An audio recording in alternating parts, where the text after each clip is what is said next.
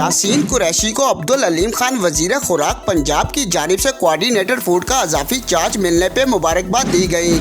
मुख्तलिफ यूसीज के वफ्द की यासीन कुरैशी के ऑफिस आमद का सिलसिला जारी। बेहतरीन कारकुन अब्दुल अलीम खान टीम का हिस्सा हैं और बेहतरीन तरीके से काम सर अंजाम देने का तजर्बा भी रखते हैं।